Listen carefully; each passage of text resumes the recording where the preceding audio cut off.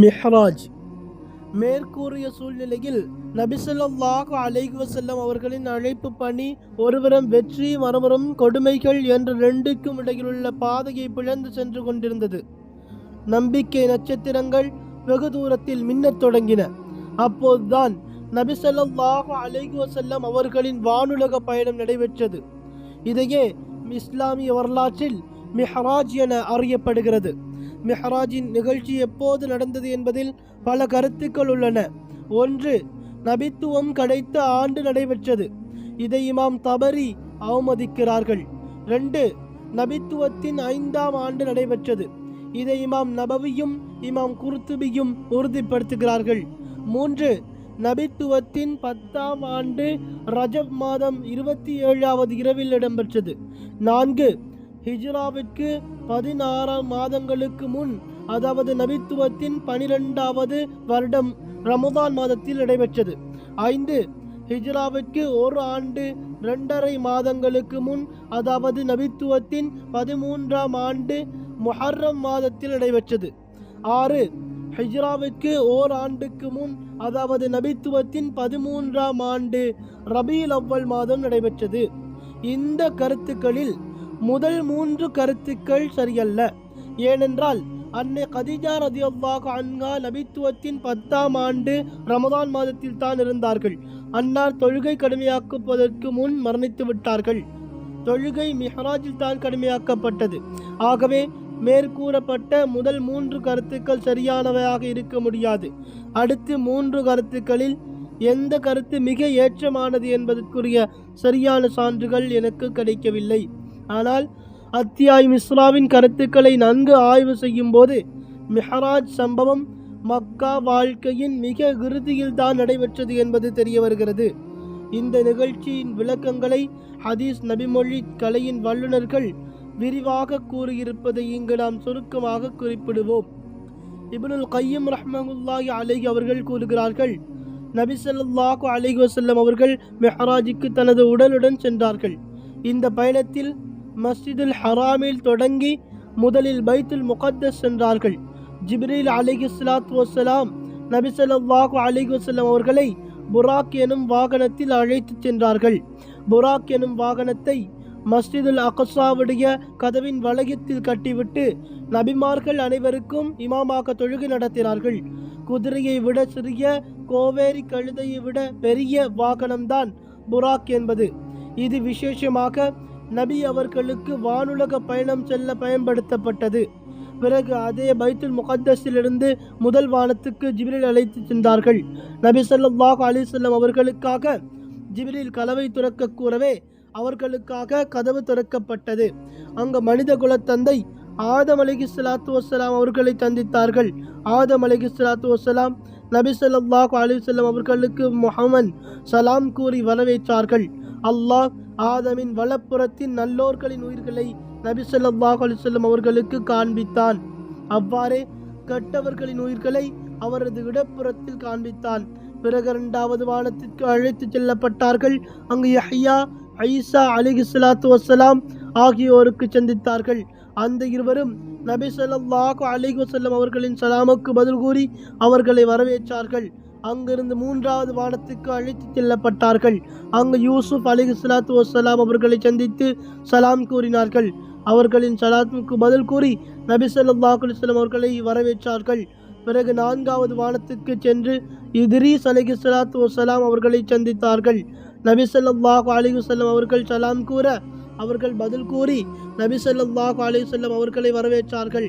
பிறகு 5வது வானத்துக்கு சென்று ஹாரூன் அலைஹிஸ்ஸலாத்து வஸ்ஸலாம் அவர்களை சந்தித்து சலாம் கூற அவர்களும் பதில் கூறி நபி ஸல்லல்லாஹு அலைஹி வஸல்லம் அவர்களை வரவேற்றார்கள்.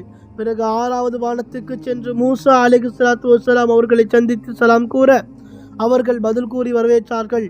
மூசா அலைஹிஸ்ஸலாத்து வஸ்ஸலாம் அவர்களை கடந்து நபி அவர்கள் சென்றபோது மூசா அலைஹிஸ்ஸலாம் அவர்கள் அழ ஆரம்பித்தார்கள். நீங்கள் ஏன் அழுகிறீர்கள் என்று கேட்டதற்கு, எனக்கு பிறகு அனுப்பப்பட்டவரின் சமுதாயத்தில் சொர்க்கம் செல்பவர்கள் எனது உம்மத்தில் சொர்க்கம் செல்பவர்களை விட அதிகமாக இருப்பதால் நான் அழுகிறேன் என்று கூறினார்கள். பிறகு 7வது வானத்துக்கு சென்றார்கள்.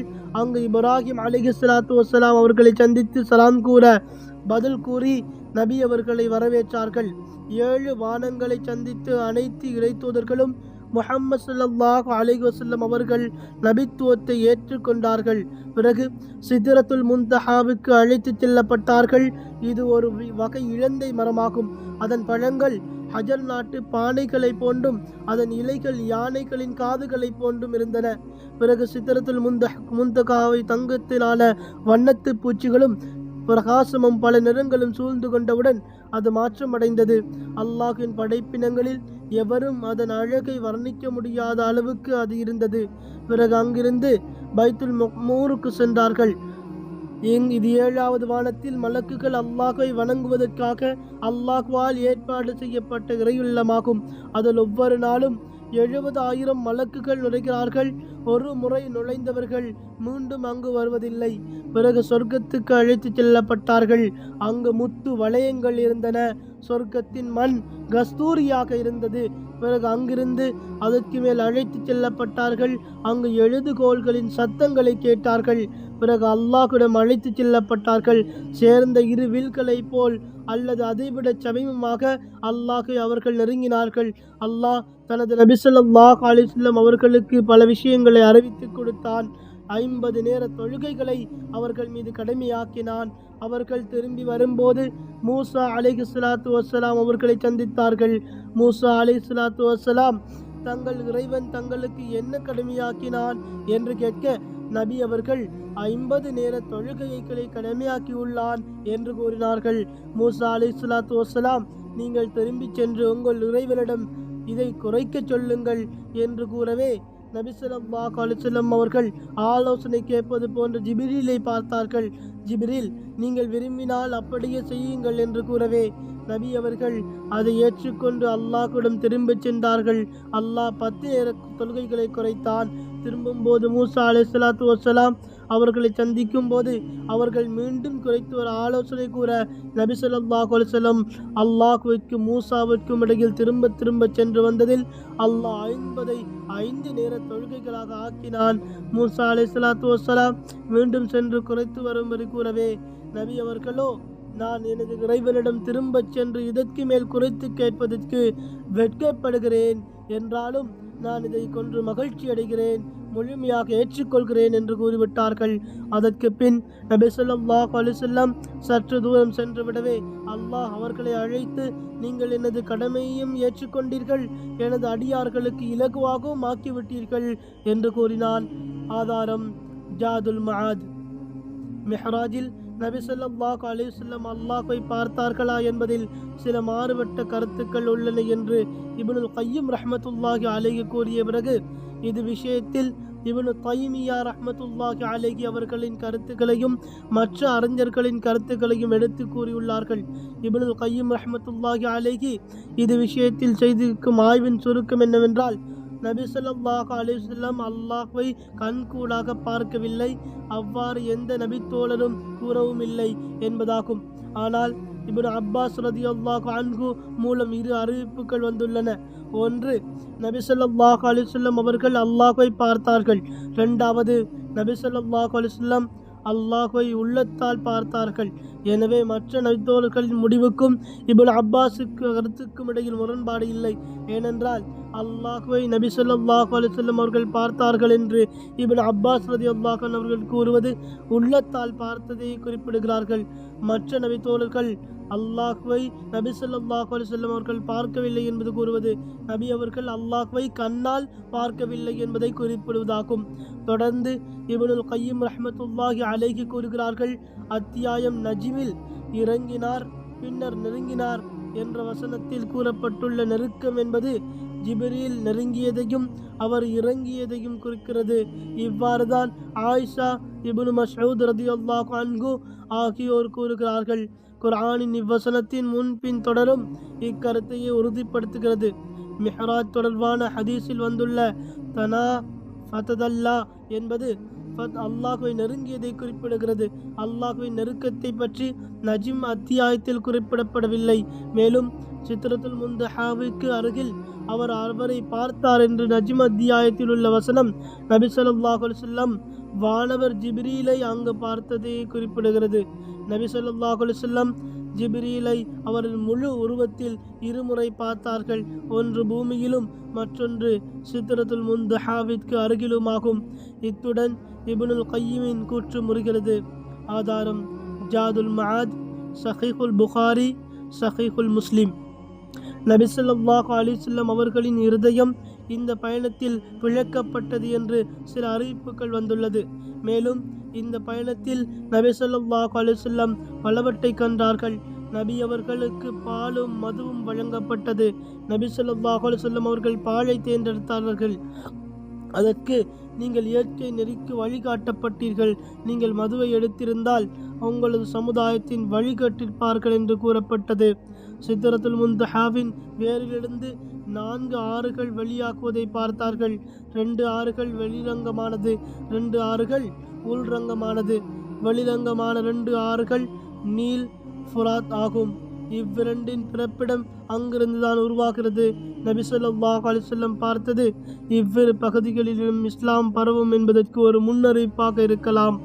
ரகசியம் அல்லாஹ் மிக அறிந்தவனாக இருக்கின்றான். நரகத்தின் காவலாளியை பார்த்தார்கள். அவர் சிரிப்பதே இல்லை. முகம் மலர்ச்சியும் புன்முறுவல் என்பதும் அவரிடம் காண முடியாத ஒன்று. அவரது பேர் மாலிக்.